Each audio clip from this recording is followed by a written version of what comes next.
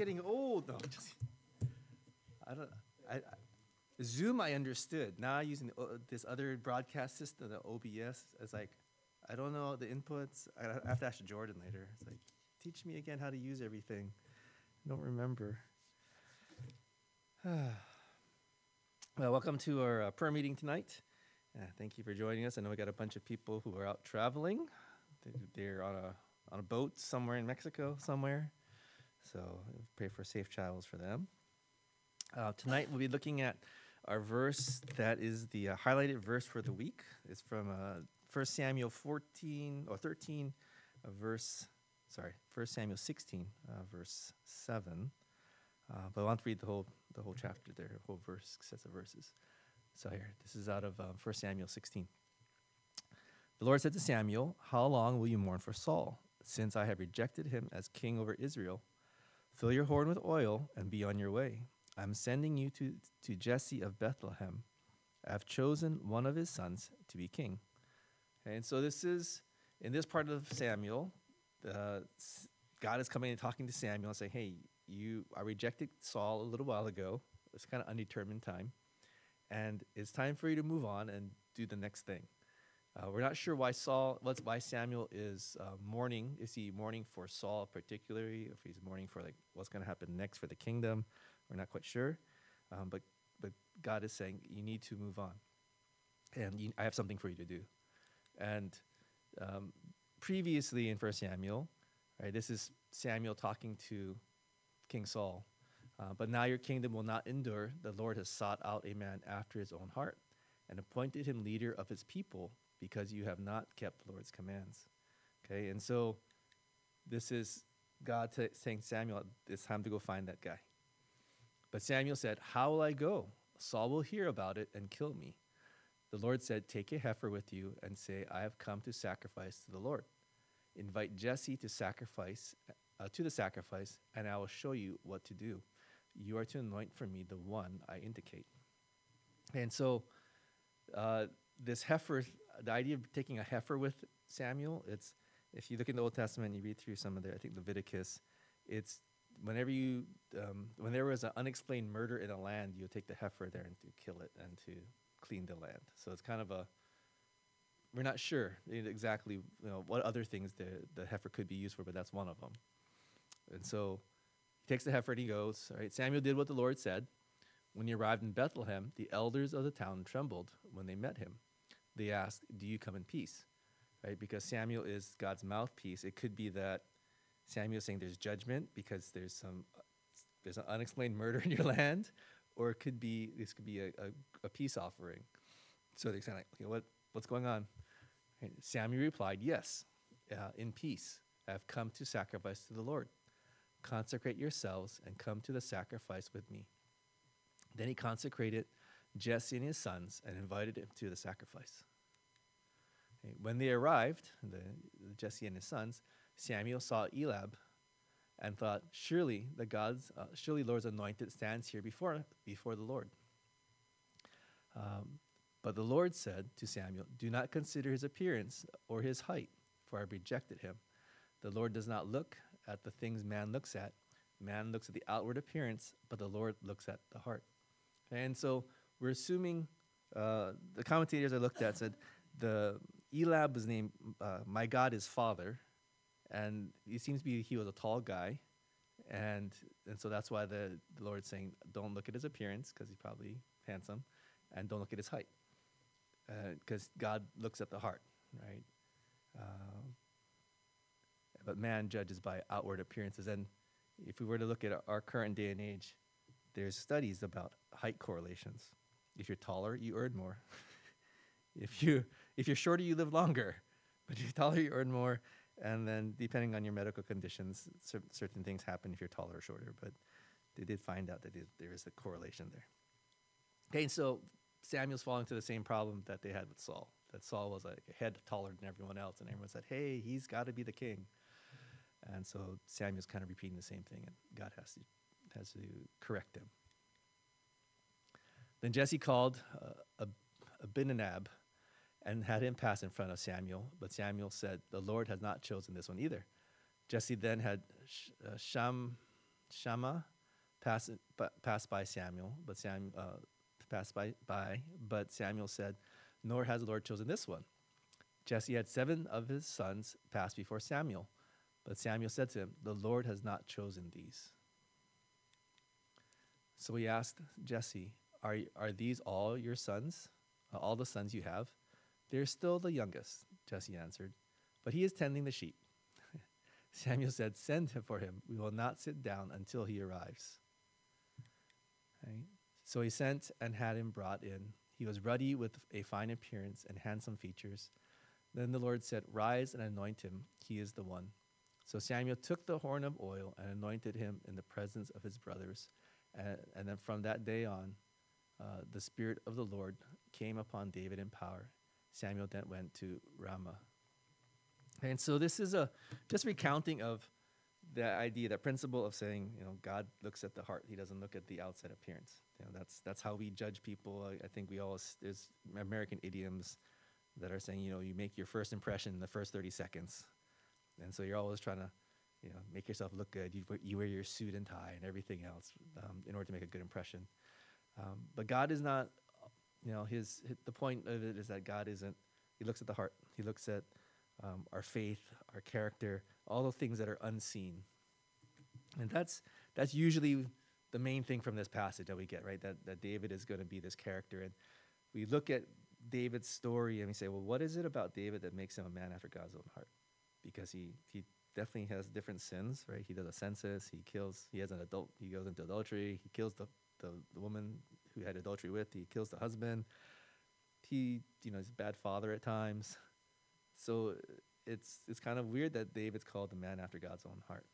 And it seems to be something about his response to God. Whenever God points out sin in his life, he's willing to repent of it.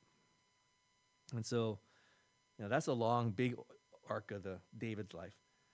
But there's another character in this short passage that I think we need to look at. Because we need to look at Samuel. Because Samuel in this passage reveals the struggle of a person who wants to obey God. And if you look back to the passage and you go, well, what does it mean to obey God? And to obey God despite, his own feelings. He was feeling really sad about Saul, and he's like, "Oh God, what are you going to do with the nation? What about Saul? I had such high hopes for him." And if he wasn't going to be obedient to God, he could have just stuck in his feelings of sadness and mourning, instead of saying, "Well, I need to listen to what God is saying." Right? There's this aspect of, this is very real, if you will, for us reading it, to be able to see Samuel and say, well, he struggled with that. What else? He's struggling with the idea that Saul would find him and kill him, right? Because Samuel's the kingmaker, if you will, right? God has anointed him to appoint people as king. And if Saul figures out, hey, Samuel's going on this trek, what is he doing? Does he have is someone spying on Samuel to kind of track him? I don't know. But it's this idea that he says, well, if King Saul knows where I'm going, he's going to kill me because he knows I'm going to anoint someone else that might be a rival. And so to be obedient in this instance is saying, well, it's dangerous. There's going to be opposition. Am I going to be obedient?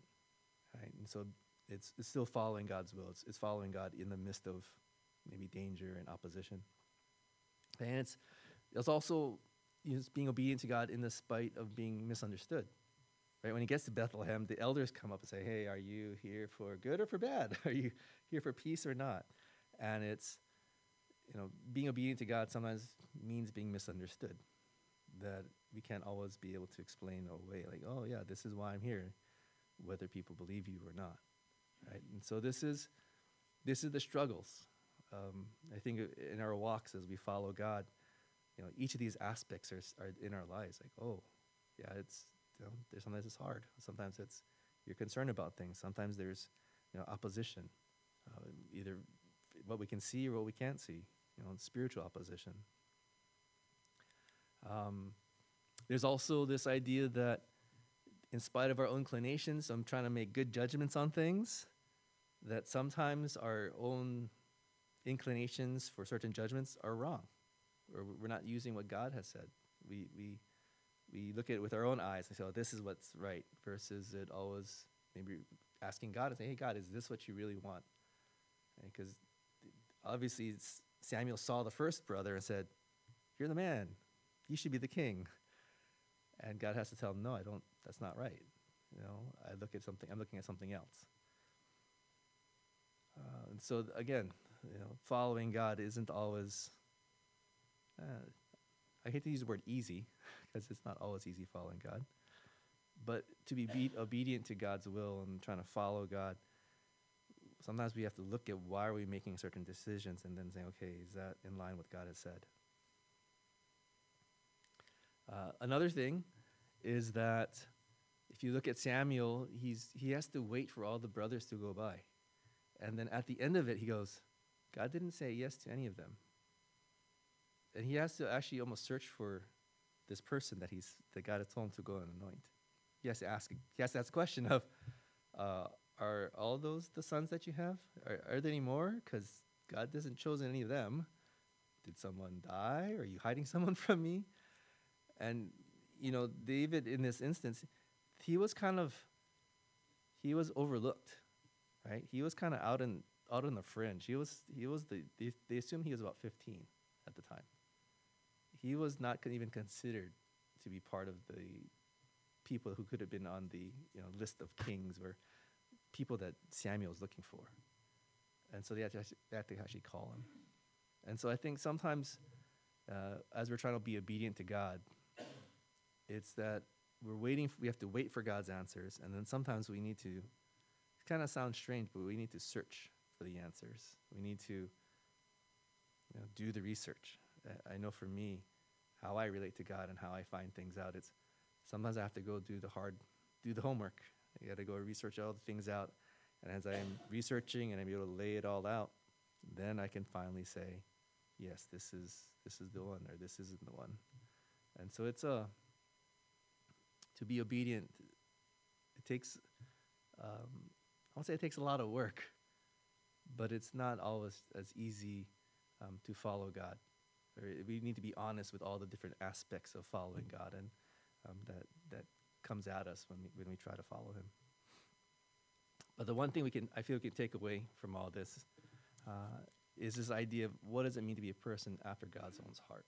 What does it mean to want to be obedient to God? And I kind of categorize in three ways. One is the idea that we hear, that we're sensitive to God's leading and guiding, that they're actually seeking God out.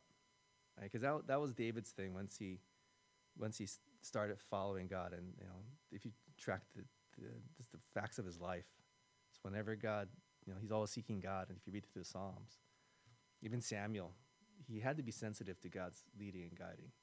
Otherwise, he wouldn't have left to go anoint David. The other thing is that we need to respond. Right? We have a soft heart towards God. There's a lot of places in the Bible where it talks about people having hard hearts and people rejecting what God might be saying. And so not only do we need to hear, we need to be willing to respond in a positive way to what God says, whatever God reveals.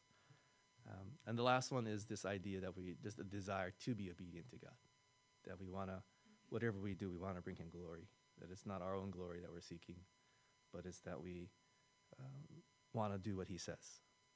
That's a choice that everyone has to make. It's not something that can be taught, and it can be shown, but it can't be taught.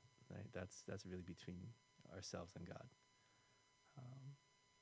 But yeah, so as I was reading this, I was like, oh, it's normally about David, but tonight as I was reading through, I was like, oh, it's interesting that Samuel, in just how he responds to God and what he does, it shows that he himself was a person that wanted to obey God.